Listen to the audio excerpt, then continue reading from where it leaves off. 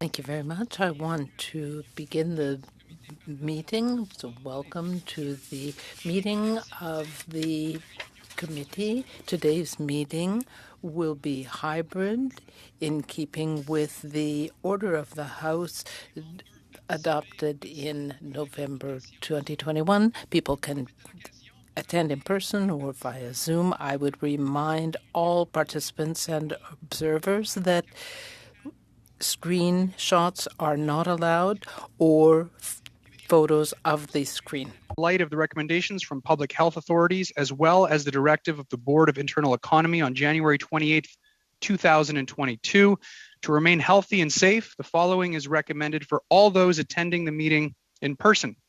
Anyone with symptoms should participate by Zoom and not attend the meeting in person. Everyone must maintain 2-meter physical distancing, whether seated or standing.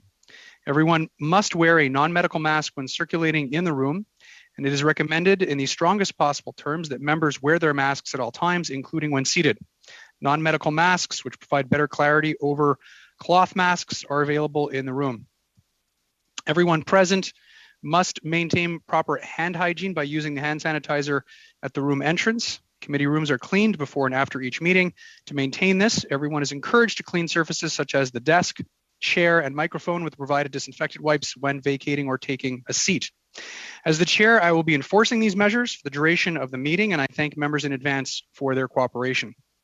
Pursuant to Standing Order 1082 and the motion adopted by the committee on Monday, January 31st, 2022, the committee is meeting to study railway safety, and we have 2 panels today. The witnesses appearing in the first panel: Canadian Transport Accident Investigation and Safety Board. We have Kathleen Fox, the chair, as well as Monsieur André Lapointe, Chief Operating Officer. For the second panel, we have witnesses Giancarlo Cara, City Councillor for the City of Calgary.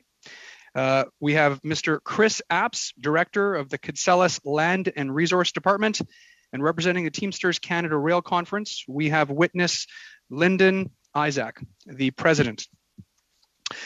Today, the committee, as I said, will be continuing with the study on railway safety and the impacts of rail operations on neighboring communities and properties.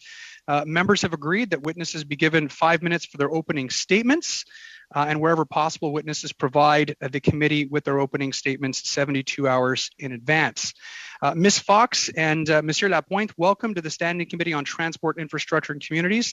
We will now begin by turning over the floor to you for your opening remarks. Merci, Monsieur le Président. Thank you, Mr. Chairman, and good afternoon.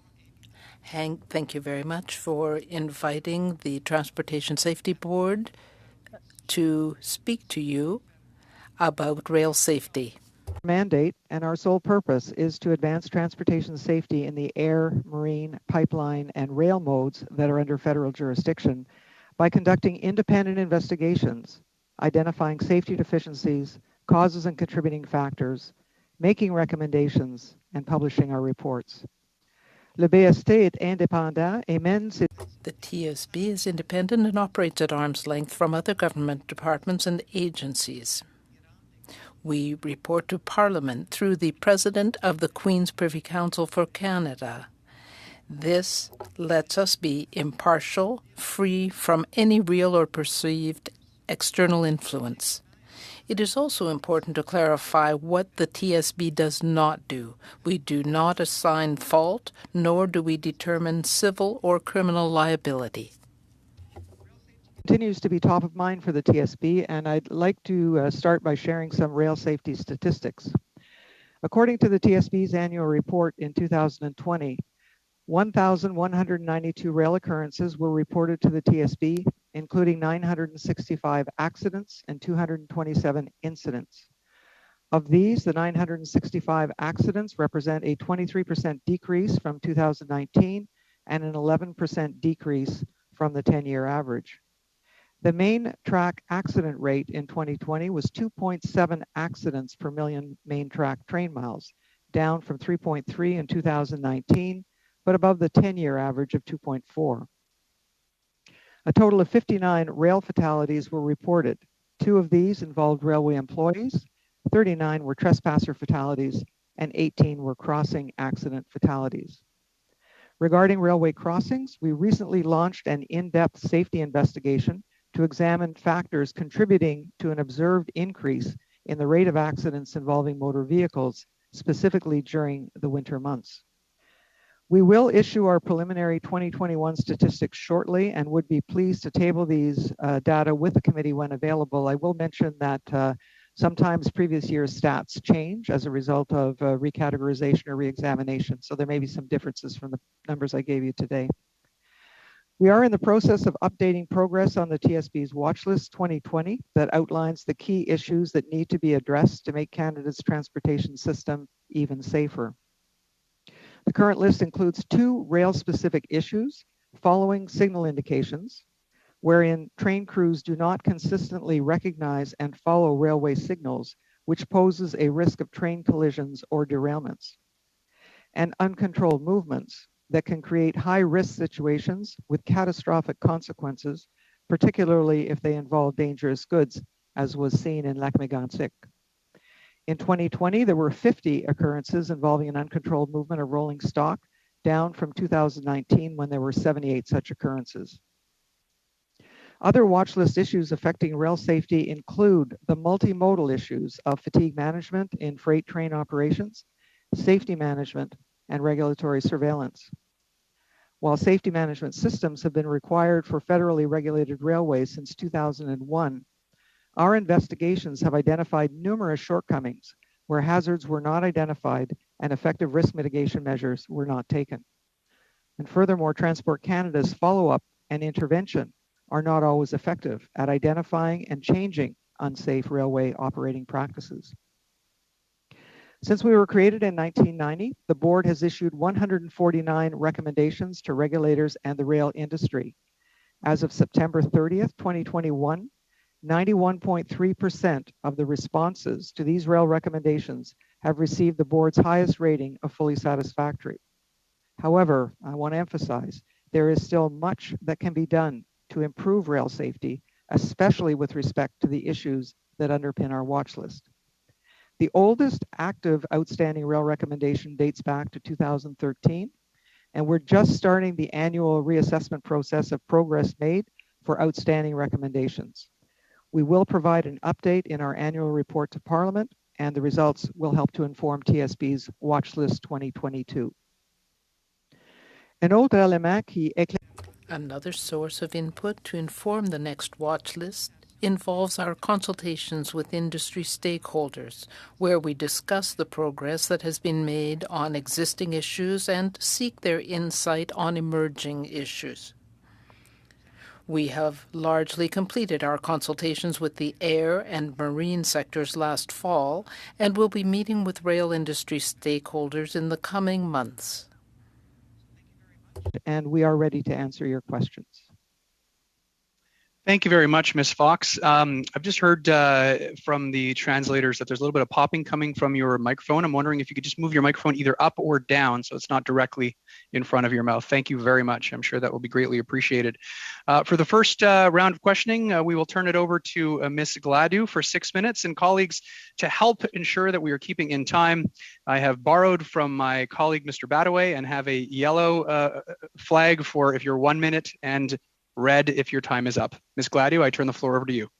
Thank you, Chair, and thank you to our witnesses for being here today, and thank you for the work that you do to try to improve rail safety here in Canada. I want to start out with looking at some of the incidents that have happened. I went and looked at the incident reports. Sometimes there are investigations required. And so I see that there's 21 investigations that were done since 2019 for a number of incidents for which there is no report yet. I mean, one of them was an employee fatality, 11 derailments, 11 rail crossing incidents, 5 collisions, and 3 others. So can you explain why there's no report for these things when it's been, in some cases, 2 years since the incident? So first of all, thank you for the question, Mr. Chair. I don't know if the particular incidents to which the member is referring are incidents or accidents, because we define occurrences as one or the other. We have, as I've said from the stats, almost 1,200 occurrence reports per year. We can't and don't investigate all of them. We have a policy on occurrence classification which determines what level investigation we will do for each one. 2019 was a particularly busy year, and we have the highest number of major rail investigations underway. And we don't control our workload. We have finite resources. So when we have a large number of occurrences that we want to investigate, we need to spread ourselves across those. And that sometimes affects the time required. But I can tell you that we are pushing these through. And we expect to release those for which we're doing full investigations in the coming days and weeks and months. I would also add that for all of those occurrences, whether or not we complete a full investigation with a public report, we do assess every one. We record the data, and we use that for statistical analysis and to inform future investigations. Mm-hmm. And I see that the recommendations that come out of there are supposed to inform the government's sort of next annual plan. Where do you get your resourcing from? Is it from the federal government? If we talk about our investigators, our personnel, they come from a variety of backgrounds. Many come from industry. But I'm asking, like, is it the government funding? I'm trying to figure out why there's not enough of them to get the work done. Really. I misunderstood the question. Our budget comes from Parliament, but perhaps Mr. Lapointe can add to the issue about resourcing. Certainly. Thank you for the question. As Ms. Fox noted, we are a small organization. We've got about 230 employees, so we have deep expertise in across our different investigation branches. We are a relatively the teams we have are relatively small. So we have regular rotation in employees. Mm-hmm. So you could probably use some more resources to sort of catch up on these things. Well, we did have an injection of $2.9 million in 18-19 to sort of shore up our budget. Okay, well, I only have a limited amount of time, so let me switch gears and go to my next question, which is about rail crossings. This one is of interest to me because I see that the government put $11 million. They recognized that improving the safety at rail crossings was important. But what's happened in ridings like mine is that, you've got a population of 2,000 in this little hamlet, and there's 7 rail crossings. The government's given $27,000 per rail crossing, but the cost of fixing it is really more like $350,000. And so, it's not happening and they're not making enough progress. Do you have recommendations on rail crossings that you feel the government has not moved along well enough on? We don't have any current outstanding recommendations relating to crossings per se. We did have in the past, and in fact, crossing safety was on our watch list up until about 2014.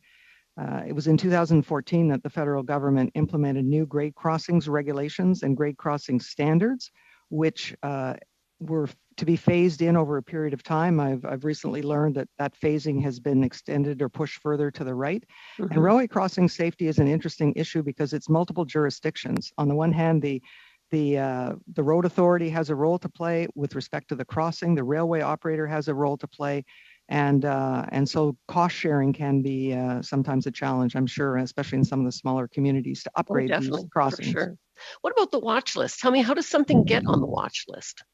The watch list was initiated in 2010 because we had a number of long-standing, outstanding recommendations that were not being acted on, and we felt it was a way to attract attention and get further traction for change, and it has been successful in that sense. So basically, it's a combination of our data, our ongoing investigations, and our outstanding recommendations that drive what goes on the watch list that we renew every 2 years. Good.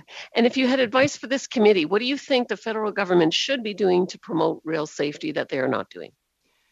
Mr. Chair, I think we've laid out our desires in terms of what we'd like to see the emphasis on for rail safety, and that's on our watch list with the 5 issues that I mentioned to the committee today. Very good. Thanks so much. Thank you very much, Ms. Gladue. Next 6-minute round is for Mr. Badaway. Mr. Badaway, the floor is yours. Thank you, Mr. Chairman.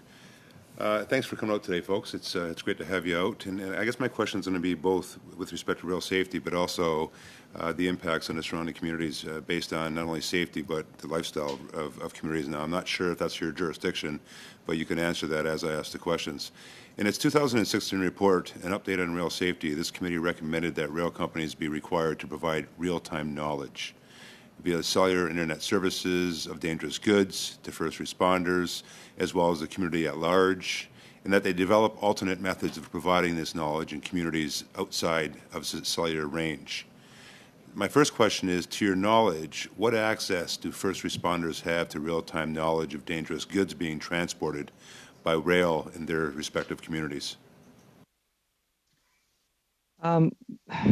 I can give a partial answer, and we can perhaps provide some more data necessary if required. But we do know that each railway is required to have an emergency response assistance plan, and they share aggregate numbers with the communities through which they go upon request. And that it's my understanding that first responders can have immediate access to whatever is being carried on a particular train involved in a particular occurrence. But Transport Canada may be in a better position to provide details, or the railway companies that you're going to be, I believe, are going to be meeting with you in a couple of weeks.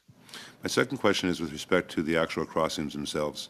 In one area of my riding, in the city of Thorold, in Port Robinson to be exact, as part of the city of Thorold, there's a crossing that at times gets blocked for 20, 25 minutes, sometimes 30 minutes. Being the only access into the community for first responders, for individuals getting to their families, what processes or protocols do you see fit on behalf of your organization to ensure that these crossings are clear in an amount of time to allow those situations where first responders have to cross those crossings, allow them to do so? Mr. Chair, again, this is perhaps a question for Transport Canada. There are rules in place with respect to how long a train can occupy a crossing in other than exceptional circumstances. In fact, this is an issue that we're looking at in an ongoing investigation about at a crossing in Ontario. I can't go into the details because the investigation is ongoing, but we're certainly aware of the issues that it causes, and we're looking at that in terms of our current investigations. Thank you. Mr. Chairman, in the 2016 report, An Update on Rail Safety, this committee recommended that advance notice and opportunity for consultation with municipalities be provided on rules and exceptions to rules. In its response, the Government of Canada indicated that a mechanism to that effect would be introduced by Transport Canada. Question to those that are given testimony: to your knowledge, has such a mechanism been introduced by Transport Canada? Question one. Question two, to your knowledge, has Transport Canada consulted with municipalities in developing such a mechanism? And question three, what is the typical involvement of municipalities in the development of changing of Transport Canada rules regarding rail safety? I'm sorry, Mr. Chair, but I'm not able to answer any of those questions. My last question, Mr. Chairman, is with respect to communities. And I guess it's a question that I had asked the Canada Transportation Agency back in June at a meeting that we held on this very issue, and it has to do with the effects of rail operations on municipalities. And with that, I guess it was relative to the times of operations, and of course, with noise and odor and vibration, the safety of individuals and neighbor communities can be a question. And the answer that I got back from the CTA is that they will monitor existing situations, and with that, will put in place, based on complaints, an order that operations would be happening only at certain times of the day. For example, if these impacts are drastic at nighttime, then of course the operators wouldn't be able to operate at night. What jurisdiction does your organization have on this or over this with respect to the effects of rail operations on neighboring communities? We have no jurisdiction per se, Mr. Chair, in that respect. But what we do look at when we are investigating a crossing accident is what impact those issues have had on a particular occurrence. So whether it's a train being delayed on a crossing, which can influence driver and pedestrian behavior and perhaps lead to unsafe practices, something that we're looking at in a current ongoing investigation. We definitely do look at that. We look at the standards, we look at the regulations in place. Mr. Chairman, how much time do I have left? You have 1 minute, Mr. Badaway. Thank you. With respect to, I'll use the word other situations that happen at crossings, at sidings, the reporting that you then, or the recommendations that come out of the reporting that you have under certain circumstances, are they passed on to Transport Canada and the CTA? What's the protocol with respect to situations that you investigate, and of course the recommendations that you would otherwise make on those situations? If we were to make a specific recommendation relating to railway crossings, it goes to the Minister of Transport, who of course oversees both Transport Canada and the CTA is in that portfolio. So, but we make our recommendations to the Minister of Transport or to a minister of a federal department that's involved in the overseeing the safety of the occurrence. Thank you. Thank you, Mr. Chairman. Thank you, Mr. Badaway. Prochainement, we now go to Mr. Barcelou Duval for 6 minutes. Thank you, Mr. Chairman. Ms. Fox, I think that you mentioned in your remarks that there were problems with uncontrolled movements of trains. And as you know, and others do too, that it was that kind of problem that led to the tragedy at Lac Mégantic. Recently, there was a document that was released by the TSB that indicated that there were an increasing number of these uncontrolled movements. I think that you yourself said that this was part of your watch list. So I would like to know why, in your opinion, there is an increasing number of these incidents, and are there any recommendations that the TSB has made that have not been put into effect and might make a difference? Mr. Chairman, yes. Uncontrolled movements come from 3 situations, and I don't have time to go into that reason, but we went from 78 up to over 100, but we don't know if steps have been taken, and now we've seen a reduction. So we're not sure if there is just less movement of goods because of the pandemic or what all the reasons are.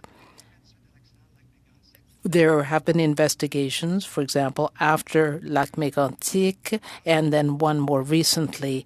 Transport Canada is working with union representatives and the railways to find the sources of these problems with uncontrolled movements, and then we can find the solutions to reduce the numbers still further. Thank you. The follow-up audit of 2021 that the government has not taken all the steps indicated as being necessary by the Auditor General. Do you feel that the problems that you have raised in your investigations have been dealt with satisfactorily? On our watch list, there have been problems cited, but we have seen progress for the safety management systems, for example. There have been steps taken to make sure that the railways do have these systems, but we need to know whether they are really effective and that they really do what they are supposed to do. So this is why they are on our watch list. I think that the effectiveness of these systems is important because otherwise there is no point in having them. We know that Recently, it has been brought to light that the investigators have their hands tied in some cases when they're doing their investigation. Do you think that the TSB has the resources and the means that it needs to really ensure rail safety? Mr. Chairman, I'm not sure if I really captured the question. The investigators and inspectors do their work and they prepare a report. I'm not quite sure what you were getting at in your question. Well, it was simply to find out whether you had the powers that you needed at the TSB to make sure that significant changes were made to address the problems, in your opinion. With respect to investigations, we do have the powers we need under the Transportation Safety Board Act. We can get the information that we need, but our recommendations aren't binding, and they should not be, in that enables us to say these are the changes that need to be made without necessarily forcing our solution on the railways. You said earlier that your role was not to assign blame through your investigations.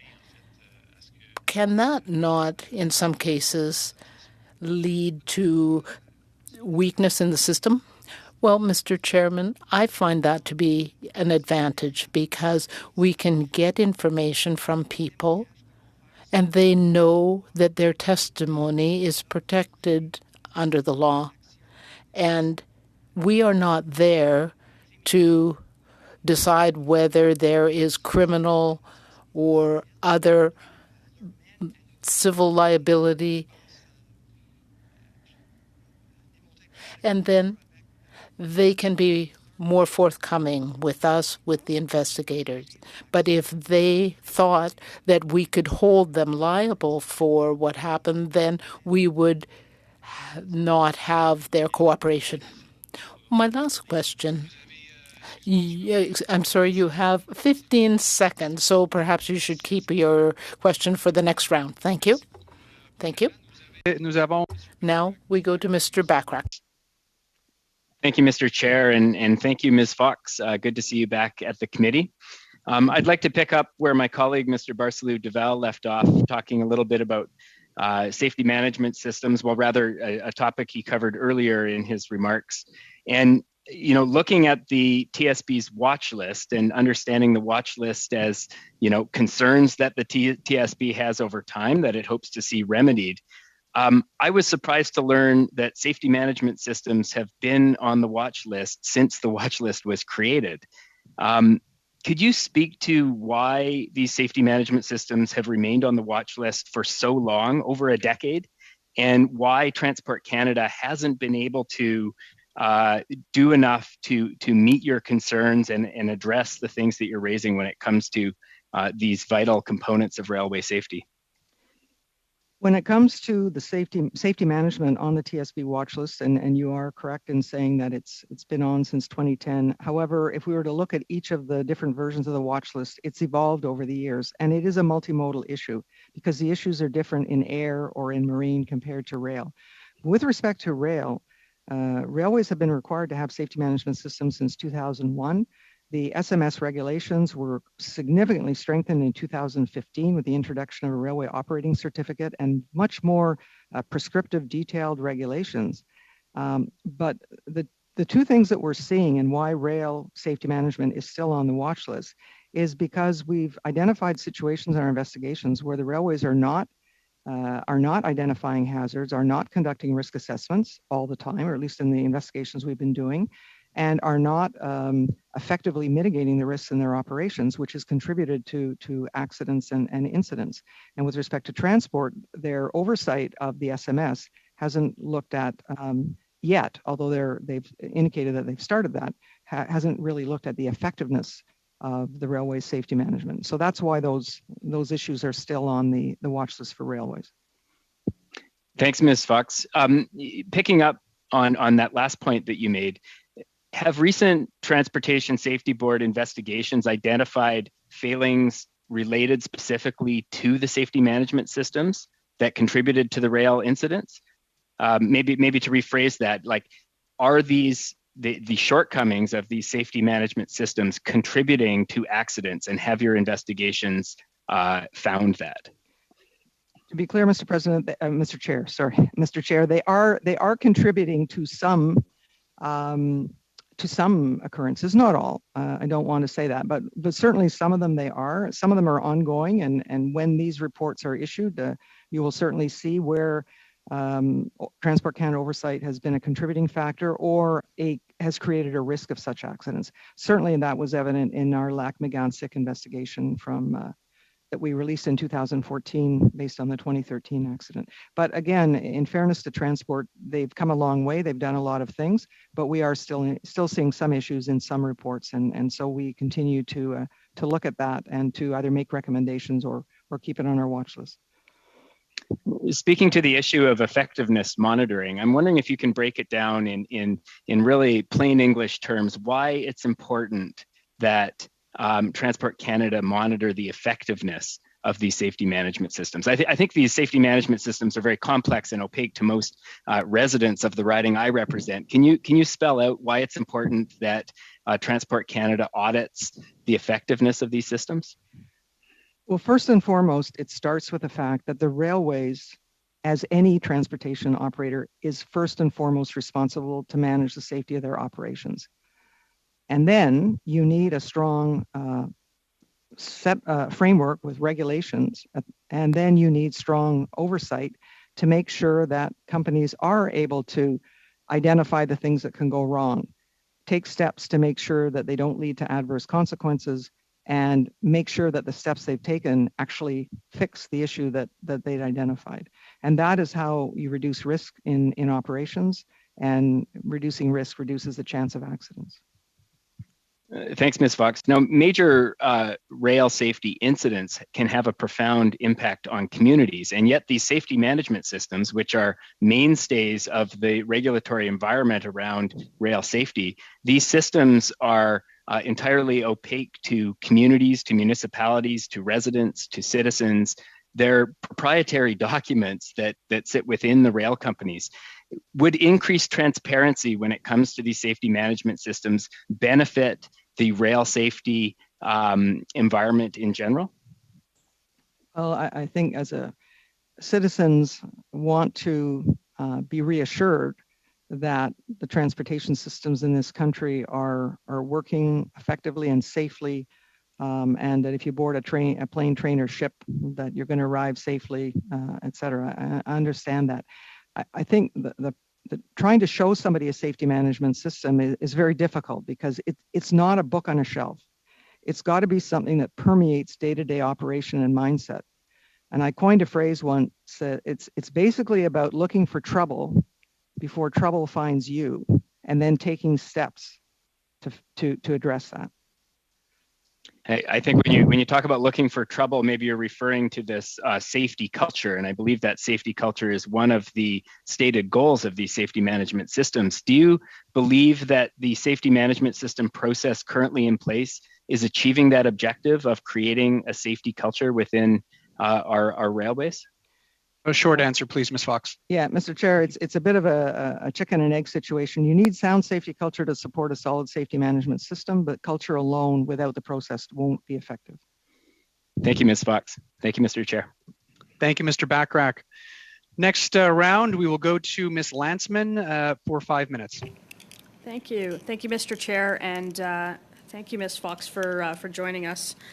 I wanted to get a little bit specific and dig in a little bit further into what my colleagues were asking, and it's about resourcing, and specifically if you go on the TDSB website, there are numerous safety incidents that have been unaddressed by the Transport Ministry. And I'll speak about some specifics. On August 2019, there was a fatality at the CN McMillan rail yard, and Transport Canada hasn't, in what I've seen, scheduled a date to release the report for this death. So I want to know from you if you have any further information about when we can expect the information about this, and what's happening to prevent any further such death in the meantime. With respect to the McMillan Yard occurrence, it's the Transportation Safety Board that's investigating it. We have completed the investigation. We are in the final stages of producing the report, and we will be releasing it imminently. I can't give you a specific date today, but that is definitely one of the ones, and I can tell you that it's done. It's just a question of we've got to do the final steps to put it out the door. I think it's important for the committee to know that TSB does not wait until we complete an investigation report and publish our report to provide safety feedback to Transport Canada and to the operator. We do that through other safety communications, things like rail safety advisory letters, rail safety information letters. And so they do receive information through the course of the investigation to help either the regulator or the operator take steps to reduce the risk of a similar reoccurrence, even before the investigation is completed. And in your view, does that generally happen? Do you see this in this case that any changes had been made in this case specifically, given that we haven't seen an investigation or any kind of statement on it in 2 years? I can assure the committee that safety action was taken from this and from this occurrence, and will be part of the final report, which we hope to release later in March or early April. Sure. Ms. Fox, do you think you're well resourced enough to do these investigations in a timely manner? Mr. Chair, we're resourced for a baseline of occurrences, but when we get either a very large investigation like a Lac Mégantic, or when we get a series of smaller investigations, it can stretch our resources. But we don't control, can't predict when these things are going to happen or how they're going to happen. And as I mentioned earlier, 2019, we had a number of investigations. We had something like half a dozen major rail investigations going on. So it does cause us to be stretched a little thin and take a little longer. But at the same time, each investigation is different, and we have to do a thorough job and get it right. Thank you, Ms. Fox. I've got a question. I'm seeing as though I think the government, in my view at least, is dismantling the Canadian energy sector. There has been a downturn in railway incidents because of the lack of traffic, and I want to know if it's your view, given that oil is the most dangerous resources to transport. In 2021, Canada moved 1.6 million barrels of oil by rail. And I think that the Lac Mégantic disaster showed us that catastrophes can take place when moving oil by train. So do you think that transporting oil via pipelines will lead to greater rail safety or a decrease in these such incidents? Mr. Chair, what I will say is we don't compare rail versus pipeline safety, other than to say that each mode of transport has its risks, and each mode of transport has to be conducted as safely as possible. So in terms of, do you believe that rail transporting oil by rail is as safe as transporting it by pipeline, given that you don't make the comparison, but just on a number of incidents, if you're looking at it from a risk perspective? Mr. Chair, there are different ways of comparing risk. When a unit train carrying crude oil derails, it depends on a lot of factors, how much oil is lost and where it's lost, and the impact on the environment and the possibility of casualties, versus, for example, a pipeline that can potentially leak more oil and create more environmental consequences. So it's really difficult to compare. Are you, so Ms. Fox, I just want to make sure that if you are comparing them, sorry, I've lost my screen. If you are comparing them, you're comparing them from an environmental perspective to a loss of life perspective. My question is about safety and whether any whether less oil transmitted by rail, in your view, would create better conditions for less incidents in terms of, let's say, the loss of life? Mr. Chair, I think it would be difficult to say that because it's not what the train is carrying that causes the derailment. It's the track, it's the wheels, it's other factors. And so what we say is if you're going to carry oil or any other dangerous good by rail, then you need to take all the steps in terms of containment and other risk mitigation measures to reduce the risk of a derailment, and then mitigate with the tank cars to mitigate the consequences of a derailment. Mr. Chair, do I have time Thank you, for Ms. one more? Lantman. Okay, Ms. Koutrakis, the floor is yours. You have 5 minutes. Thank you, Mr. Chair, and thank you, Ms. Fox and Mr. Lapointe, for coming before the committee today. Your testimony is very important, and I thank you very much. In your testimony, Ms. Fox, you said that the Transportation Safety Board is unsure of reasons for decline in accidents and uncontrolled movements in 2020. How much did rail traffic decline overall? I don't have all of the underlying activity data, and that is one of the challenges and one of the initiatives that we are working on with Transport Canada and the railway industry, including the major railways and the Railway Association of Canada.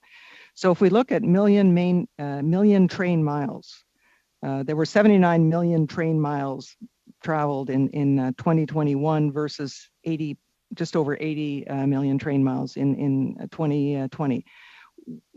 So there's a difference in activity level, and what we don't have is a good way of calculating a rate.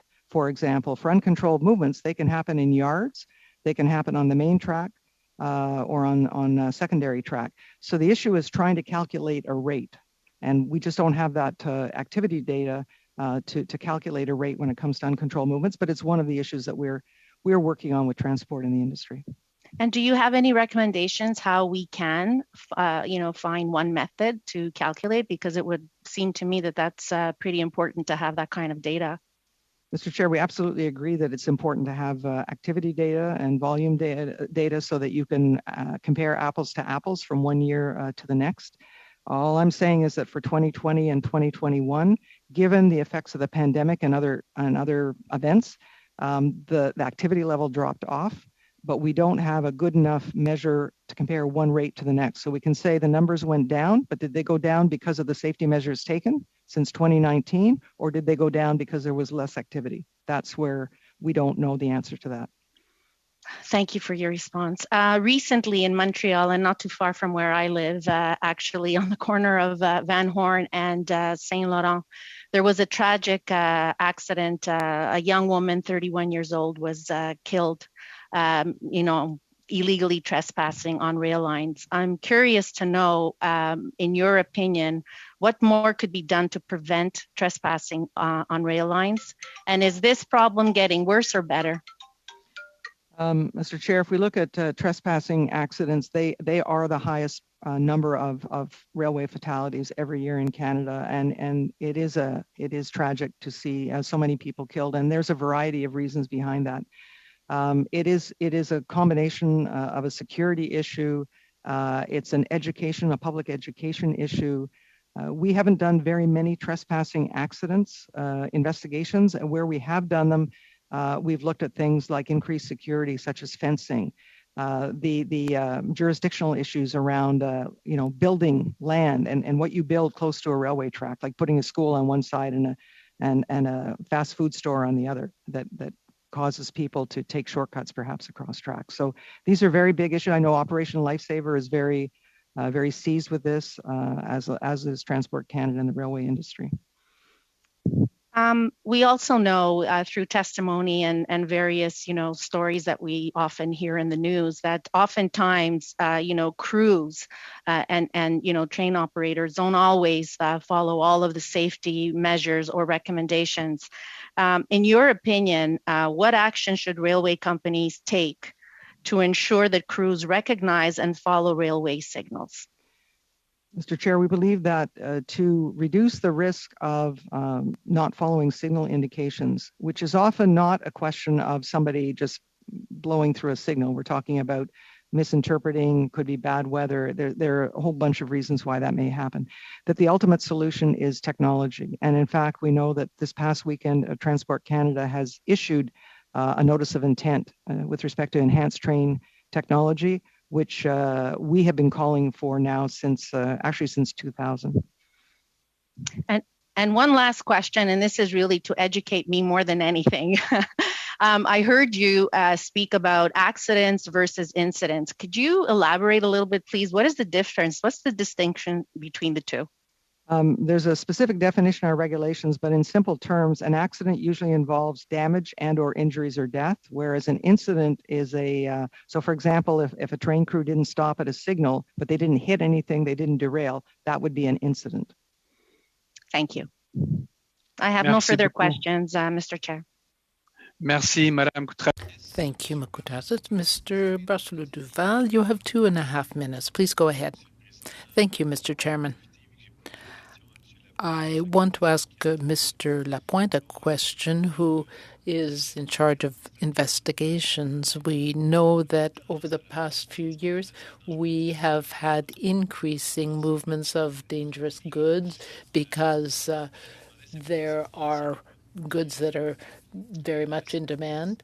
So I would like to know from him whether this increase will mean that in the future we'll see goods like oil increasing in amounts for rail transportation, and whether this will create increased risk and more accidents. Thank you very much for that question. I'll come back to the point that Ms. Fox raised earlier, and that is that it is really about maintenance and the other aspects of safety rather than what is being transported specifically. So in terms of increase, we are focusing on what we are seeing. There are a number of accidents that we have investigated or are investigating, and we're looking at the performance of the systems, and we will be able to draw some conclusions on what the impact of the changes that have been brought in. Another question for you is the following. I know the TSB investigated Lac Mégantic and what happened there and published a report. There were initiatives taken by the government, and I would like to know whether on your side you have given opinions and provided notices and so on, because there have been moves to want to increase the speed of trains and so on. So I was wondering whether you've been consulted about the changes. In my opinion, and to my knowledge, we have not been consulted, and it was not necessary to consult us because when I certainly can understand why people in Lac Mégantic and so on are certainly very concerned about safety. So you have not been consulted about the routes or any changes? No, it is not our role to issue an opinion about the changes and any safety issues that could arise. But if something happens and we see that something hasn't been taken into account, then we will comment in our report. Thank you. Thank you, Mr. Barcelou-Duval. You have 2.5 minutes. The floor is yours. Thank you, Mr. Chair. Ms. Fox, fatigue management has been on the watch list for a number of years. And when I talk to railroaders in the community I live in, and there are many of them, fatigue is something that they frequently raise with me. Now, do the current fatigue management plans of the railways reflect the most up-to-date science on fatigue? Mr. Chair, that would be difficult for me to answer because I haven't seen specifically each plan for each railway. That was Transport Canada's responsibility to review and approve those plans. and so I can't speak to whether they meet the current thinking with respect to fatigue management. But we certainly encourage it. We want to see that the rules and the schedules apply, particularly in freight train operations, which are often unscheduled or at least not on a schedule that can be predicted, and which run 24/7 and can have a definite impact on crew fatigue. And Ms. Fox, when you talk to the companies about fatigue management, what are the barriers that they raise? Why aren't they addressing this to your satisfaction, and why haven't they over the years? There are, I'm sure, a number of considerations. Certainly, one would be that any schedule to address fatigue has to be done through collective bargaining.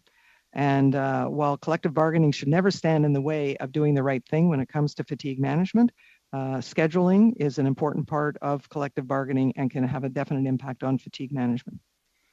And just shifting gears here, you mentioned enhanced train control technologies, and I understand there was a TSB investigation following a derailment in 2012 near Burlington that recommended these enhanced rail controls. Now that's almost a decade ago. Just now we have the federal government announcing that they're going to implement these. Why did it take nearly a decade to act on this Transportation Safety Board recommendation? Mr. Chair, in fact, it took longer than that because the first recommendation that we made with respect to physical defenses in that respect goes back to 2000.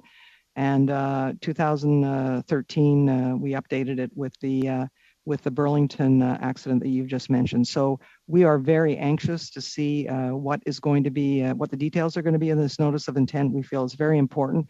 There are about 30 plus occurrences a year. Not all of them result in accidents and derailments, but the risk of a catastrophe is there as long as we rely strictly on the human being to follow the rules. And if I can fit one more in, Mr. Chair, both CN and CP have these technologies installed on their tracks in the United States and have for a number of years. Why is the US so much further ahead when it comes to adopting this technology? Mr. Chair, that's a very good question, and that's one we've asked in a recent report. Thank you very much, Ms. Fox. Thank you very much, Mr. Bachrach. Next round, we will go to Mr. Dowdle. Mr. Dowdle, the floor is yours. You have 5 minutes. Certainly want to thank our presenters on the panel today for being here. At the beginning, I know that the TSB is an independent body. That being said, this is our first meeting, I think, in 6 months since the most important election of all time, since 1945, I believe.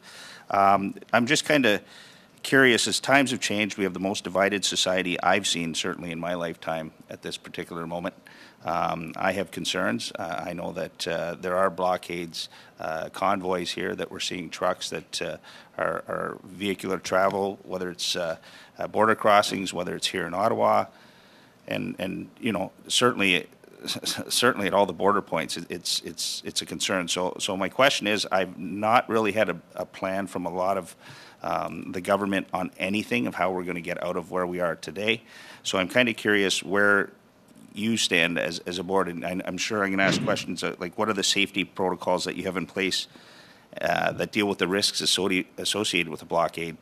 But also, I'm kind of more concerned to the fact that I think whatever we thought it could be before, this is a little different. There's a lot of iron out there. There's a lot of individuals, more than ever, that I've seen in my lifetime, that are frustrated. So I'm just wondering, have you had a call from the government at all, first of all, to make sure that your plan is solid? And if so, has the plan changed because of what we're seeing with this particular type of blockade? Mr. Chair, we investigate air, rail, marine, and pipeline accidents. We have nothing to do with surface transportation, so it's really outside of our jurisdiction. I'm talking about the rail lines, blockades at rail lines. I'm not aware of any current blockades at rail lines, but again, that would be for the government or for the railway companies or for the regulator to address. We investigate accidents and incidents, not those types of events. Okay. So I'll move on to this part and the next part, and I guess it goes back to railway crossings. And before I was a mayor in a town for a lot of years, and definitely the risks involved with a lot of those crossings. So you said earlier that I can't quite remember how many people were in accidents, particularly. Perhaps some people mistakenly. I know of people in my community that happen to be driving. Certainly, maybe the radio was on too loud, whatever it possibly may be. They could be tired, could be fatigued.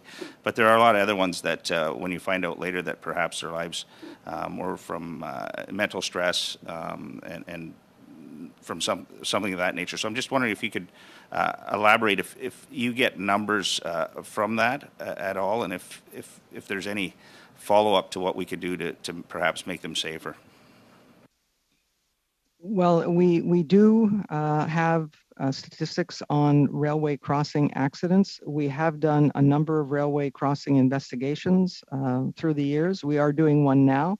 A major improvement was the grade crossings regulations and grade crossing standards that Transport Canada implemented in 2014. But there are a number of issues when it comes to crossings. It's the design of the crossing, it's maintaining the crossing, it's maintaining the sight lines of the crossing.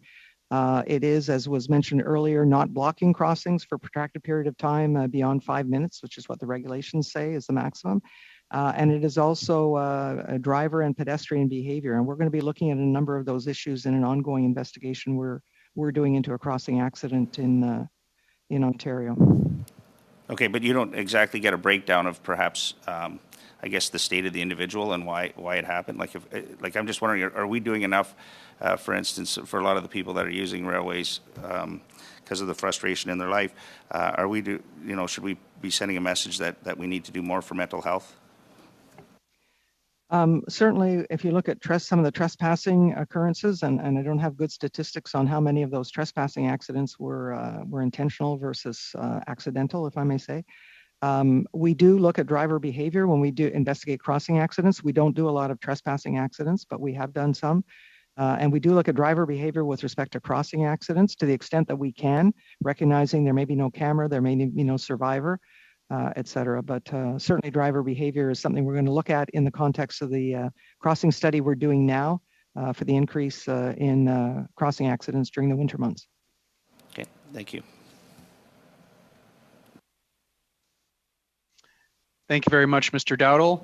Mr. Iacono, the floor is yours. You have 5 minutes. Thank you, Mr. President, Mrs. Fox, Mr. Lapointe, welcome to the committee. Nice to see you again. Mrs. Fox, in November 2020, Transport Canada approved the new duty rest rules for railway operating employees. You made reference in the past to the statistics where a number of casualties have gone down.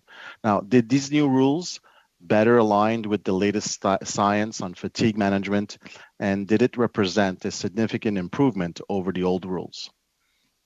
Mr. Chair, I'm not in a position to compare the new and the old, but we will certainly look at it in the context of our investigations. Because those new duty rules came in November 2020, it takes a while before we see the impact of that in the system.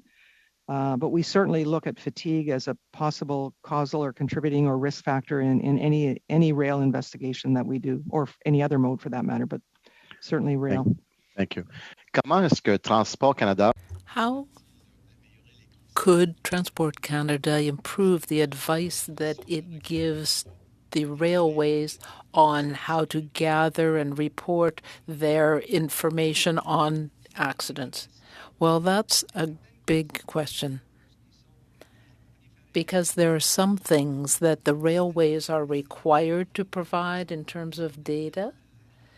They have to provide that information to Transport Canada, but we have already suggested in a previous recommendation to broaden the types of information that are provided so that this would increase the surveillance, so that we have information on the incident, but also the broader context. Okay. I would like to know what the role should be for municipalities and the associations for improving rail safety in Canada. I think that organizations like the Federation of Canadian Municipalities have a role to play, because when we're talking about rail safety, especially at rail crossing, we need to think beyond the actual crossing itself to the development of subdivisions and other services and how improvements could be made. If there is a lot of activity in the surrounding area, maybe there needs to be an overpass or an underpass so that we reduce the risk of people being there. Practices that enhance railway access and promote residential commercial development and a more community safety environment. I'm sorry, Mr. Chair. I think that goes a little bit beyond my my expertise, or at least my ability to come up with a good answer today. But it is one that I know, you know, is certainly in. I've attended some Federation of Canadian Municipalities meetings where this has been a big topic of discussion. It's a shared responsibility between the municipalities, the railway operators, and under the overall guidance of Transport Canada, who sets the standards and the rules. Thank you. Mr. Chairman, how much more time do I have? You have a minute and a half. Thank you. Mrs. Fox, first, a factual question. Is the RCMP investigating the Field BC tragedy? And secondly, do you have any general comments about railway policing in Canada? And is it appropriate that there is a specialized railway policing, or is it appropriate that there is specialized railway policing, or should everything be delegated to the RCMP or local police force? Mr. Chair, my answer to the first question is it is my understanding that the RCMP is conducting a criminal investigation into the field occurrence. That is completely separate and independent from the TSB's safety investigation into the same occurrence. I have no opinion to express on the role of railway police versus federal or provincial police forces. Thank you, Mrs. Fox. Thank you very much, Mr. Iacono. Thank you, colleagues, and my sincere thanks to our witnesses, Ms. Fox and Mr. Lapointe. Witnesses, you can now disconnect and leave the meeting. And colleagues, I'll ask that you stay behind where I suspend the meeting temporarily so that we can let in our next round of witnesses. Thank you, everyone. Thank you.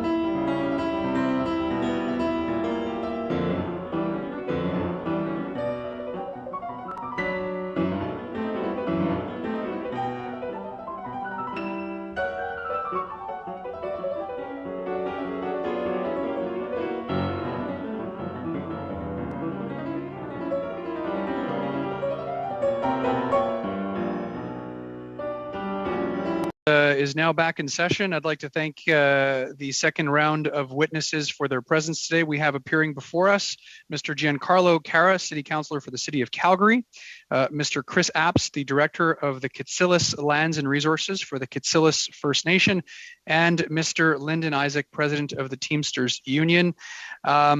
Witnesses, welcome to the Standing Committee on Transport, Infrastructure and Communities. We will now begin with your opening remarks, and I will turn the floor over to you, Mr. Cara. You have 5 minutes. Thank you. So this is going to be a little bit different than the first section, and I hope it provokes some interesting conversation. So my position is that the railroad, and particularly the Canadian Pacific Railroad, was a P3 project that physically built the nation of Canada. Today, we require significantly lower carbon approaches to almost every component of modern life if we are to survive and thrive as a continentally scaled project of civilization in an age of increasing climate instability. Like the bicycle, the railroad is an old school transportation technology that must play a renewed role in this future. Put another way, the railroad must be as important to Canada 100 years from now as it was 100 years ago. Safety is a key consideration of how to better fit this old technology into modern life at a moment of significant and contested change in what modern life actually means. But if we fail to understand the change proposition that's before us, it's very likely we will get the question of safety wrong. Our experience at the City of Calgary offers a great case study in what this means, particularly as we work to reconcile today's approaches to rail safety with the lower carbon, transit-oriented city building of tomorrow that we need. The same way that the railroad established Canada as a series of settlements at station areas networked along the route with vast swaths of farmland and wilderness in between, our original approach to building our larger settlements followed the same pattern at a smaller scale. Streetcar networks link neighborhood centers to each other and to industrial working landscapes. Across Canada today, these streetcar developed downtowns, so-called streetcar suburbs, and industrial landscapes represent some of the most productive, valuable, desirable, and low-carbon parts of our cities and towns. The City of Calgary is extremely representative of this phenomenon. 85% of our city has been built since the end of World War II, in conjunction with the rise of the automobile and the decline of the railroad. The 15% representing the earlier transit-oriented city built by the streetcar significantly outperforms the automobile-scaled city across the social, environmental, public health, economic, and fiscal spectrums. Therefore, our approach to the future is to retrofit our automobile-scaled city into a transit-oriented city of great neighborhoods driven by federally supported projects like the Green Line. Challengingly, as we began planning for the Green Line over 5 years ago with community-involved station area, city-shaping planning exercises, and due to the Green Line's proximity to, and in some cases, use of active heavy rail right-of-ways, we ran amok of rail safety policies. This conflict was significantly more sensitive due to the recency of the Lac-Mégantic disaster. On the one hand, we were looking at safety best practice of a 30-meter setback from these corridors. That's 200 feet wide corridor along much of the line. And on the other, we had a lower carbon future of mixed-use transit-served neighborhoods that desperately needed this valuable real estate to build this future. So we had a very big conversation about safety and risk. And when we ran the actual numbers, it became clear that our default setting, which would be protecting our population from high impact but very low frequency event disasters like Lac-Mégantic, it was actually much less safe an outcome, as we were therefore subjecting our population to a very high frequency of lower impact events, ranging from the propinquity of automobile accidents to the long-term effects of sedentary lifestyles and a significantly higher contribution to climate change. Our solution was to build a very thoughtful safety and risk profile all along the line, armoring against derailments where derailments might actually occur, protecting access, limiting access, but protecting access for emergency response and repairs. 200 feet of dead zone shrunk considerably into a much safer and more usable corridor. Speed limits according to the environmental and risk profile were also critical to these considerations. The city of the automobile, which is the city of climate change, is predicated on a discrete segregation of uses and components of the city. The transit-oriented city, which is the city of climate action, requires a robust and thoughtful mix of uses. The age of the 3,000-mile Caesar salad, as James Howard Kunstler puts it, must end. Canadians need to eat food that's produced much closer to home. We must use goods that are produced much closer to home. And the railroad must play a much more integrated role in our cities and towns moving forward, much like it used to, but with a much more sensitivity than we exercised in the past. This requires a better understanding of risk and evolved understanding of safety. As a final note, dangerous goods transport and conflict between trains and other uses are obviously key components of safety, but air quality is also critical. Hydrogen and/or electrification offer long-term solutions, but diesel blends that reduce total fuel consumption and complex hydrocarbon emissions are a critical short-term path that we must explore as well. Thank you, and I'm happy to answer any questions. Thank you very much, Mr. Kara. Next, we will go to Mr. Apps. Mr. Apps, the floor is yours. You have 5 minutes for your opening remarks. Thank you, Mr. Chair, and thank you for the opportunity to speak before the Committee on Transportation Infrastructure and Communities in light of its view on railway safety today. I'm here today representing Kitsillas First Nation, with whom I've worked for the last 5 years in the capacity of Director of Lands and Resources. Kitsillas Nation is located in northwest BC. Amidst a territory of 1.8 million hectares, it stretches 200 kilometers along the Skeena River and out to the Pacific North Coast, and there are 7 reserves with 2 primary communities. These communities are located near Terrace, BC. Kitsillas has had a long, troublesome history with the railroad. In many ways, the rail serves as a modern embodiment of colonialism to the people of the canyon, known as the Gitzilasu, who were once the toll keepers of the Skeena River. After having cut through their lands, infrastructure that alienated Kitsillas from their economy remains to this day and bifurcates reserves, communities, in the territory. Today, Kitsillas is impacted further by Canada's largest infrastructure projects, including the LNG Canada export facility and the Coastal GasLink pipeline. Over 25 industrial projects affect the territory and subsequently our community members. In 2019, as a result of concerns heard from our leadership and the community, we commissioned Dr. Janice Chandro, a community health and safety specialist with a global portfolio, to assess the health and safety risks associated with this unprecedented level of industry. In her technical report to our nation, she identified the need to better understand community health and safety risks associated with rail. At the time of her assessment, rail traffic was reported by local emergency services professionals to be growing considerably. Her direct observation while undertaking this work indicated that as many as 3 trains per hour can pass through our communities. Based on proposed industrial projects in the region, observed growth in traffic will only increase, with the primary cargo being dangerous goods. Industrial development in the region has had its other side effects as well. Through Kitsillas's participation in quarterly roundtables for LNG Canada, it has been consistently noted with evidence that capacity of emergency services in the Terrace and Kitimat area is insufficient to meet the current needs. The implication of this fact in the event of a rail disaster is significant. We have lobbied across all facets of provincial government for improvements in this essential service area to no avail. Based on recommendations from Dr. Chandro's 2019 report, Kitsillas commissioned another investigation, again pulling on global expertise. In this case, we commissioned Dr. Franco Aboni and his team at Riscope, a leading risk assessment consulting firm who has assessed rail-related and other risk hazards for clients around the world. His scope was to undertake an independent rail and road transportation risk assessment. The objective of this investigation was to determine, using available information and data, if there were indeed risks to human populations that should be of concern. The scope of the investigation included 3 segments of track from the northern border of Kitsillas territory through to Prince Rupert and Kitimat, 2 corresponding segments of highways 16 and 37, and the local road network within 1 kilometer maximum of the rail line. The investigation also looked into potential interactions between rail and road traffic, as it was identified there are significant stretches of infrastructure alignment in which the rail line is adjacent to Highway 16.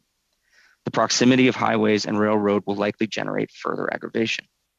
This study concluded that harm to people is already at the verge of international societal risk acceptability thresholds if both rail and highway accidents are considered.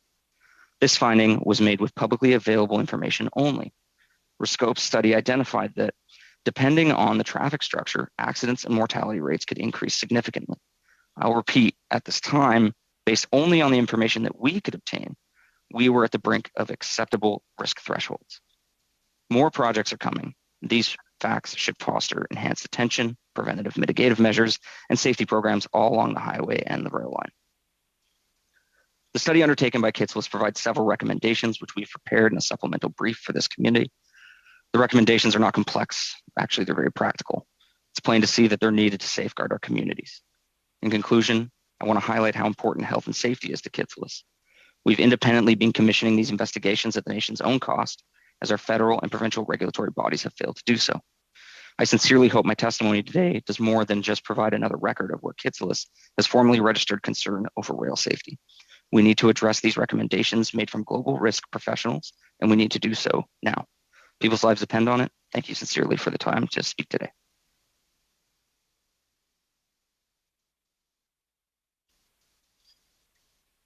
Thank you very much, Mr. Apps. We'll now go to Mr. Isaac. Welcome to committee. The floor is yours. You have 5 minutes for your opening remarks. Thank you very much. I appreciate it. Just to introduce myself, I'm Lyndon Isaac. I'm actually the president of Teamsters Canada Rail Conference.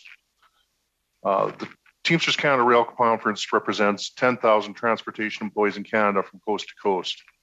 This includes locomotive engineers, conductors, yard persons, rail traffic controllers from CN, CP, Via Rail, and multiple short-line railroads. A little on my background. I hired on with CN Rail as a brakeman in 1987, qualified as a conductor in 1989, and qualified as a locomotive engineer in 1992. I worked as a locomotive engineer until January 2019 when I was elected into my current position.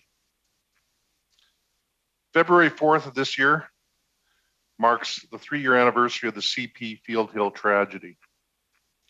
A runaway train that descended uncontrolled down a mountain grade in British Columbia and resulted in 3 of our members' deaths. After initially allowing CP's police force to investigate the accident as mandated by the Railway Safety Act, almost 2 years following this tragedy, public pressure compelled the RCMP to conduct a criminal investigation. It is crucial that we amend Section 44 of the Railway Safety Act. This section of the Act grants exclusive jurisdiction to corporate, private police forces on railroad property and within 500 meters of property that the railway company owns, possesses, or administers. The scope and jurisdiction of corporate and/or private police forces must exclude investigations involving accidents and/or fatalities. These types of situations should be investigated through the TSB, Transport Canada, and/or the RCMP. As additional information on the Field Hill accident, the TSB has not released a final report to date, 3 years after the incident. Second subject of concern I'd like to address today, and you touched on it briefly when I came on this Zoom, is the issue of fatigue in the rail industry. In December 2018, the Minister of Transport issued a ministerial order to compel rail companies to amend the railway work rest rules.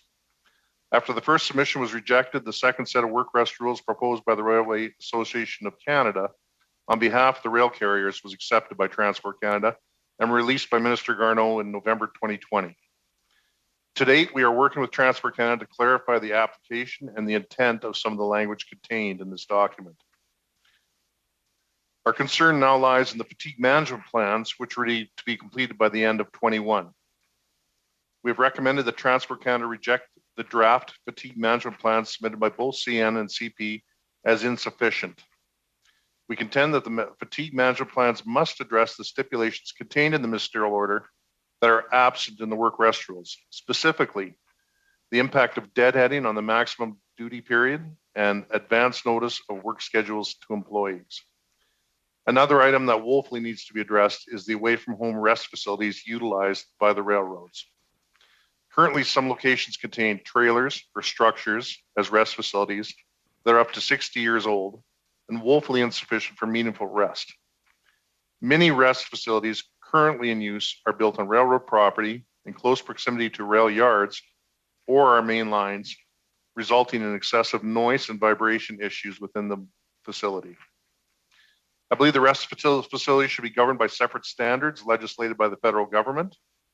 Employees cannot be blamed for insufficient rest and fatigue when there was no real opportunity for meaningful rest. I thank you for the opportunity to bring some of our concerns forward today. Thank you. Thank you very much, Mr. Isaac. We will now go forward with the first round of questioning, and we will begin with Mr. Moise. The floor is yours. Thank you, Mr. Chair. Let me address my first question to Councillor Cara, hopefully I'm saying that correctly, and glad to see there's a Chinook Arch in Calgary today. I lived in Calgary for almost 10 years and rode the LRT on a regular basis. That was prior to the Green Line.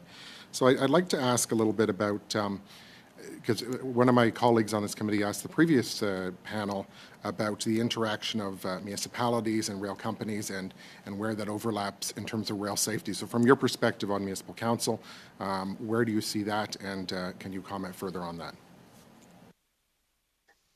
Well, I would say that I represent the East Calgary communities of Ward 9. It is the home to a lot of the rail infrastructure and also home to CP Rail's world headquarters.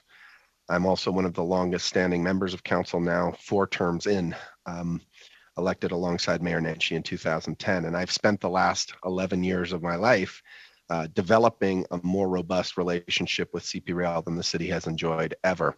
And I would suggest that that relationship is really like diplomacy, because they are effectively another government altogether that we have absolutely no control over, no tangible means for interaction, and I think a historic legacy of thinking that we are operating mutually conflictual projects, us building a city and them running a railroad. So it's been 11 years of advances and setbacks, but I can say that we have a better working relationship with them now than we have had in decades.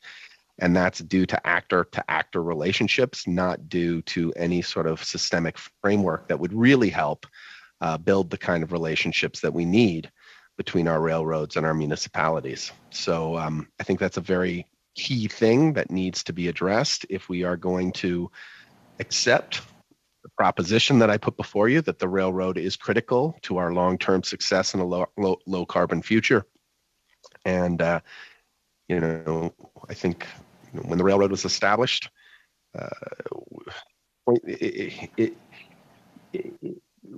the idea that the majority of Canadians would be living in big cities and towns was impossible to consider. But that's now exactly where the majority of Canadians live, and they need to have a much better working relationship with the railroad than we currently have. And it can't be based on the suburban model of segregation. It has to be based on a thoughtful mutual integration of this critical continentally scaled transportation infrastructure with a whole suite of mobility choices. So I would encourage anything that the federal government can do as you think about rail safety and you think about the relationship to the kind of future we need to have, to consider and explore what kind of framework can be built for better relationships, because it cannot rely on actor-to-actor relationships. All right. So switching gears, because this is a discussion and a reference to the study on rail safety, so to I think a couple people on the panel, if not everyone on the panel, to comment. When we talk about rail safety, one of the things we've seen reduced accidents in the past few years with less crude oil being shipped by rail versus pipeline. Pipelines, of course, are a safer way to ship, of course, natural gas and crude oil. And we saw of course, what happened in Lac Megantic. So, what are your comments around the interaction of, or the appropriateness of safety of pipelines versus shipping by rail? You're asking me that question? I mean, I believe that some goods should be shipped by pipeline because it is way safer than shipping by rail. I think some things should be shipped by rail, and I also would suggest to you that the majority of things that we ship are shipped by truck. And, the estimates are that rail is 250 times more efficient and less carbon intensive than shipping something by truck. The trucks are also, I think we need to create an apples to apples comparison about what's a more dangerous mode, because the problem with the rail is that it is a point source of pollution. It's like when a plane goes down, it makes international news, but we know that people die in car crashes way more than they do. And no one gets freaked out about stepping into a car, but everyone has angst about stepping into a plane, and it's a much safer thing. I think the exact same analogy can be drawn about rail. And so I think absolutely we should be shipping things according to its safest way to go, and we should also be thinking, we should also be wending our concepts of safety into climate. And I think for the foreseeable future, until we reach a low carbon environment or a zero carbon environment decades in the future, we will be shipping energy products that are carbon intensive, and we should do it in the least carbon intensive and the safest way possible. So if you're asking me as a Calgarian, and a Calgarian who is very environmentally forward, to talk about shipping, I do think that shipping by rail is definitely in terms of petrochemical products and petroleum and gas. All right, let me ask a question of Mr. Isaac just before the time is up. You talked about fatigue management. I don't think we've talked enough about that. That's obviously important to rail safety.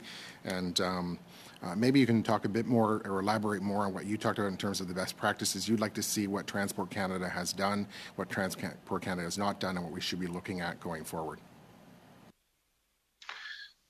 Well, the big gap in the work rest rules right now that you're referring to is that they're a 3-year incorporation. That's how Transport Canada designed them. So we're not going to know the complete impact till 3 years plus from now. The fatigue management plans, we were told, were going to address the shortfalls in Transport Canada's, or in the work rest rules approved by Transport Canada. And we were supposed to be included on this process with the carriers. That didn't really happen. And I believe the Transport Canada is going to reject the draft fatigue management plans put forward for more than that basis. They are very incomplete, but from what I've seen. But we are hoping with our input that we can make those fatigue management plans much more robust and cover off the shortfalls that currently exist. Okay. Thank you very much, Mr. Moise. We'll now turn it over to Mr. Chahal. Mr. Chahal, you have 6 minutes and your time starts now. Yeah, thank you, Chair. And I'm going to split my time with my colleague, Jaime Batiste. As the member for Calgary Skyview, I have heavy rail, the CP rail that runs right through my constituency. I have a CN line on the edge. I have the blue line with high passenger pedestrian use and the green line being built. So rail safety is extremely important for my constituents and all Calgarians. Councillor Carra, you talked a lot in your presentation about climate change, climate action, land use, plannings and practices. What are some of the best land use and planning practices that promote commercial and residential development in our communities and provide community safety? Well, I think it's been proven across North America, as we've made across North America for the last 3 decades, is sort of the challenges, the fiscal and climate and social challenges of the automobile scaled city were identified, and we started moving more towards transit-oriented development. The reality is that public investment in transit infrastructure is the single biggest driver of tax base, walkability, climate action, social inclusion, social equity. Your cousin, the Minister of Transportation for the UCP government, recently spoke, and it was a really amazing term. She said that we know that transit, access to mobility and transit is a social determinant of health, which was a really refreshing thing to hear from a UCP minister. But we know that these are true. So whether we're talking about regional rail solutions between Calgary and Edmonton, whether we're talking about being able to step off a plane and take primary transit to any destination in the city, whether we're talking about being able to visit the mountains in Calgary with like a Calgary to Banff train, we know that this creates incredible value. It creates, it's very marketable, but it's also an incredibly climate forward way to go. Does that answer the question that you were getting at? And I really appreciate you mentioning the opportunities for connections to Edmonton from my constituency and the mountains, because the hub would be right in my constituency. Before I pass it over to my colleague, Councillor Carra, when we think about climate, the impacts of climate change, we saw a devastating hailstorm hit my constituency, but the floods in 2013, the same year as the Le Mégantic disaster, can you tell us the impact of the floods in 2013 on our rail infrastructure and the impact to safety on Calgarians and what we've done to improve that, and your role on the Emergency Management Committee as well? Okay, a lot to answer there. I would say that climate change is going to affect every ecosystem in Canada in a very different way. We are on a high plains desert in Calgary, and a river runs through our community that is 100 kilometers from its, or 100 miles to 160 kilometers from its glacial source. The Bow River is one of the hardest working water courses in Canada. It is 4% of the fresh water in the province of Alberta, and it supports 40% of the population and a tremendous amount of our industry. We know that as we move into climate, we are going to see more extreme weather events like the hailstorm that buffeted Calgary and unfortunately saved its biggest hailstones for George Chahal's riding. But it also will lead to increased incidences of both flood and drought. And in 2013, we got hammered by the flood. As you know, I think it's now only fourth in the most costly natural disasters in Canadian history. But one of the things that happened is that our rail bridge collapsed. And what we are working on now to protect Calgary and the economic engine and the engine of opportunity that it is long into an uncertain future is we are working on upstream mitigation. The federal government has generously supported SR1, which is a flood protection upstream dry reservoir on the Elbow River Reach. And now we are turning our attention to the Bow River, and we have plans at a much greater cost than SR1 to create a wet dam that will both serve as flood mitigation for the city of Calgary and really protect the city and all of its critical infrastructure systems like the rail, as well as protect us from drought, which is going to be just as nasty an occurrence in this high plains desert that we situate ourselves in. Yep. Mr. Kara, just quickly, you mentioned that that rail must play a renewed role in Canada, and I believe that's something that we need to do from coast to coast. Moving forward, Canadians support a green economy, and I've heard, especially from Scotia Rail Development Society, who have been strong advocates for green transit in my riding. And I think that one of the things you have mentioned is that rail is much better for the environment than other means like trucking. I'm wondering if you could speak a bit about how we could balance the important need to seek green and smart technology and the potential safety concerns that they cause. Well, I mean, I think that the safety issues associated with rail are very much like the environmental issues associated with rail. It is a point source of pollution. Absolutely. And we have to make sure that we green that point source of solution. And we have to make sure that as we cluster development around the rail, we have to be a lot more thoughtful about how we do that. I mean, it's a lot like a highway. If the standard rule is nothing can be built within 200 feet of the rail, you've got a big distance of valuable real estate that is a dead zone. But if you treat it more like highway engineers do, like highways do not have barriers and fences along every stretch of the highway, but they do have on curves where you could go off the rail, they do armor that bank. They have different and varied speed limits because some places derailment or going off the highway could be more.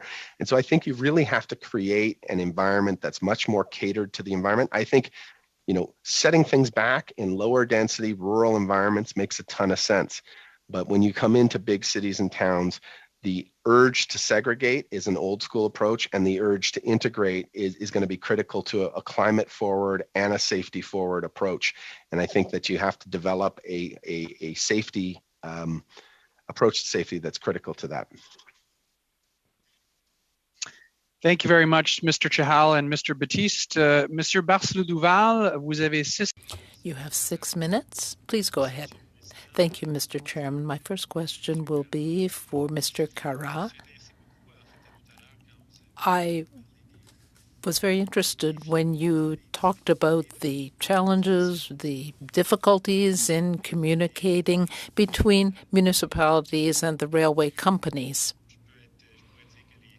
I could say that The municipalities in my riding complain about the same types of situations when it comes to railways. They feel powerless when they are trying to get answers to their questions. It's particularly frustrating because people that vote for their representatives want to have answers and accountability.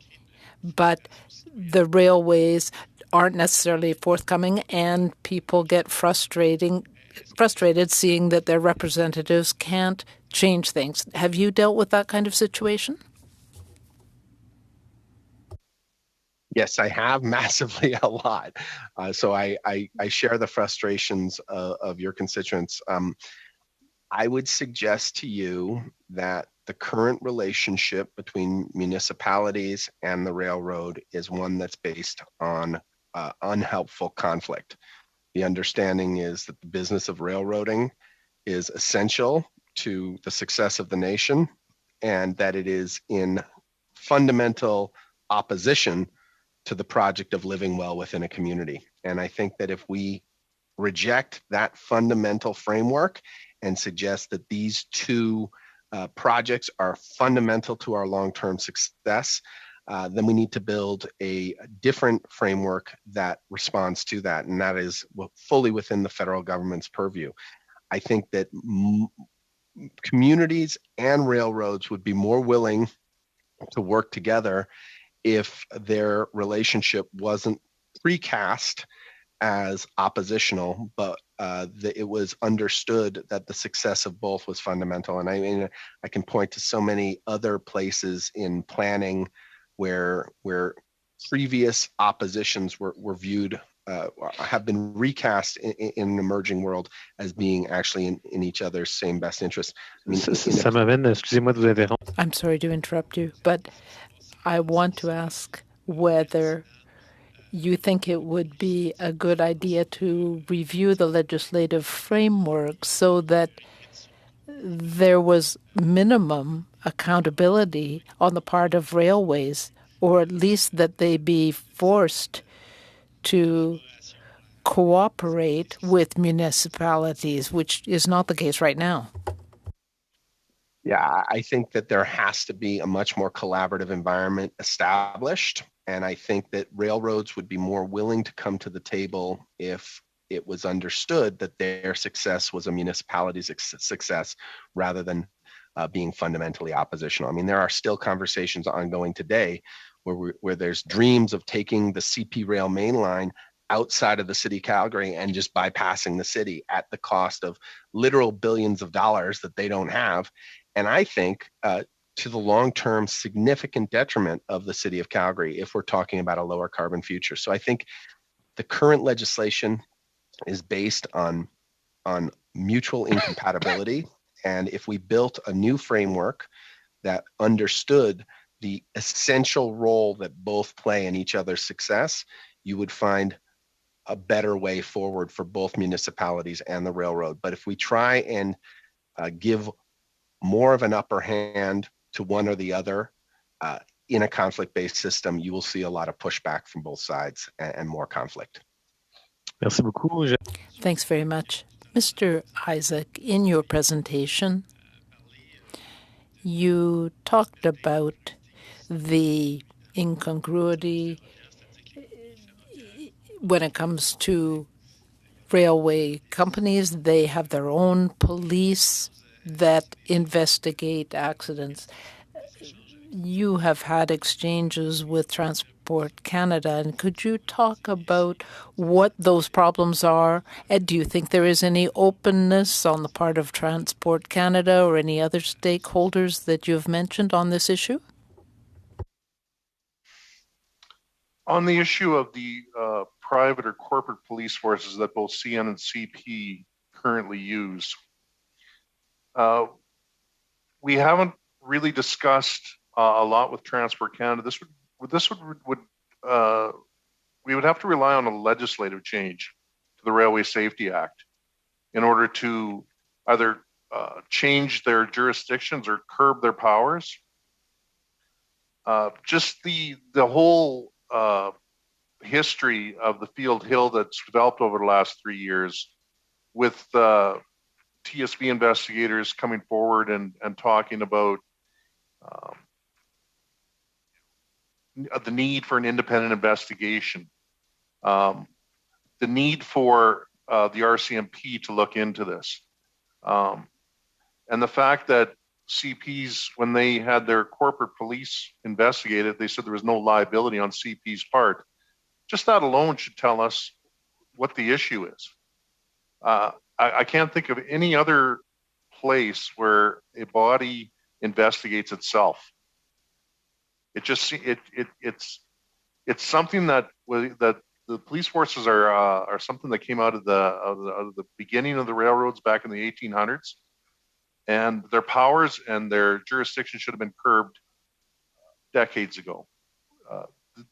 It's absolutely mind-blowing to me that they investigate themselves in a where they're for liability or for responsibility when we have our members dying. It's crazy. Thank you very much, Mr. Isaac. Merci beaucoup, Mr. Barclay-Duval. The remaining 6 minutes will go to Mr. Bachrach. Mr. Bachrach, the floor is yours.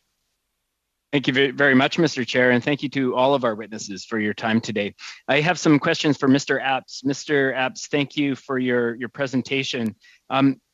To start, why was Kitsillas First Nation in a place where it felt like it had to, at what I assume was considerable expense to the nation, to the First Nation, where it had to perform its own safety assessment? Yeah, thank you. The decision was certainly a strategic one for a lot of reasons, but most saliently, the community observed the growth and the growth of rail traffic in the area due to obviously growing industrial development. We also saw interest groups beyond other First Nations in the region sort of starting to voice their concern. Kitsillas is engaged on a bunch of these projects, and a lot of them have rail components. And so we've gotten to know them throughout the consultations around these projects. And we began to grow frustrated at the fact that these significant aspects were not being assessed or incorporated into federal assessments or provincial assessments. The cumulative growth in traffic could only lead to greater probability for disasters the way we saw it. And we knew that quantitative risk assessments were legally required for large-scale industrial projects. We had seen that shipping assessments were undertaken for marine shipping, so term pole studies that had once gone from a sort of a honorary system to a sort of standard expectation. So we asked ourselves why this wasn't similarly done for incoming cargo on rail, and that sort of fact in conjunction with the recommendations from Dr. Chandra's report really led us to do the study. And when the leadership of Kitsillas First Nation received these independent studies and read their contents, did the contents of those risk assessments give the leadership a sense that rail transport through their communities was safe, or did it raise significant concerns? Yeah, I think it was sort of validating, really. It's validating information to hear these findings, to know that we are on the precipice of something, and knowing that growth is coming. So, it's one of those sort of multifaceted things where we know that there's a bunch of things at play here. Kitsillas looks at industrial development in the region as a real big opportunity, but it also needs to know that its community members are kept safe. So how do we balance that? There's some. Go ahead. Sorry, you mentioned earlier that the port expansions, the terminal projects on the coast, the environmental assessments for those projects do not include the rail transport within their scope. Is that something that should change, and if so, how? Yeah, I mean, it's definitely something that needs to change. We're doing all sorts of scoping and analysis on all sorts of effects from these projects, big and small. Our 2019 Determinants of Health report was a part of this and these studies. The potential for these effects, both real and sort of possible, and environmental and socioeconomic, resulting from increased traffic, are not assessed or addressed in any legislation. So in our experience, the rationale for including that into the scope relates to a lack of jurisdiction. Proponents typically lack care and control over products being transported by rail. The province has to defer to Transport Canada as the lead regulator of transportation.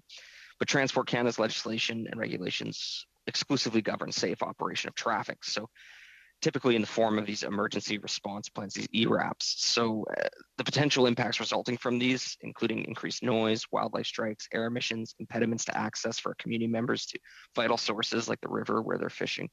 All of these are overlooked. And for Kitsilus and many other communities in this area, both Indigenous and otherwise, that are intersected by the rail, this represents a huge regulatory gap for our community. Mr. Abs, I have one more question here. I know that when the volume of liquid propane shipped through the rail corridor increased significantly, it triggered a federal regulation called key trains and key routes. And this required the railroad company to conduct its own risk assessment. Now, did the rail company consult Kitsilus on that risk assessment? Have you ever received consultation on rail risk, either by the federal government or the rail company? The short answer is no. Of course, consultation, whether it has a big C or a small c, has a lot of implications, especially in 2022. But we were informed that we would be able to be a participant in that process. It was very difficult for us to go through because we had an opportunity to submit a letter and provide input, and we were informed that CN had a website that we could submit our comments. Me and my team, we drafted a response to basically flag and say we would like to participate as a nation that's affected as a stakeholder on this line, because we know that this key route assessment is going to be undertaken. But once we went to submit it, we were limited to 500 characters. So we were more or less tweeting our request to be included in a consultative process. We submitted that and never received a response. And I will be including both a screenshot and the letter that we wanted to submit in our briefing note to the committee. Thank you, Mr. Apps. My last question for you is when you talk to the rail companies, how would you characterize their engagement with First Nations along the rail corridor? Would you say that they've been responsive to the concerns that are raised by these First Nations and First Nations communities? I would say that it's extremely difficult for them to be responsive, and I would say that their response has been hot and cold over the course of my tenure with working with Kitsilus and trying to engage with CN.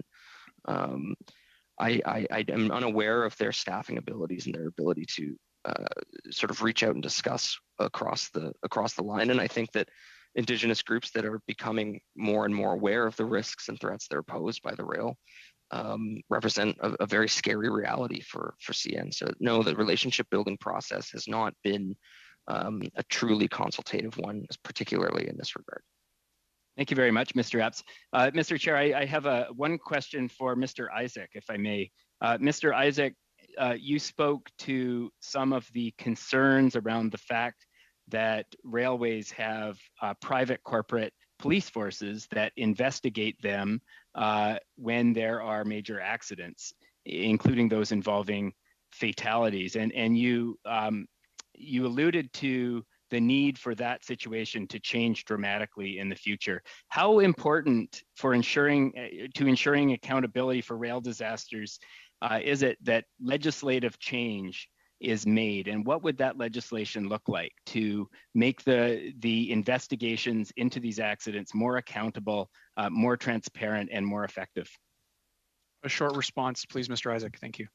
Sure. Thanks for that question, Taylor. It's extremely important. We have just 3 dead people in at the bottom of Field Hill because of what so far has been described as brake failure. Like I said, we still haven't received the TSB final report, but that's their initial take on it. We have had over the last few years something like 12 fatalities in the last 3 years across Canada in the rail industry. And these things, I don't know what world that we think a railway company is going to investigate itself and find itself liable or criminally liable. Like, what world are we living in? This is going to require an amendment to Section 44 of the Railway Safety Act to curb or change the jurisdiction and the power of these corporate police forces. That's what it's going to take. Thank you, Mr. Isaac. And if you wanted to expand on your response, we encourage you to submit the response in writing. I'd like to thank you all colleagues for your thoughtful questions and thank our witnesses on behalf of all committee members for your testimony today. That concludes today's meeting. Committee is now adjourned. Thank you. Merci. Thank you, Mr. Chair.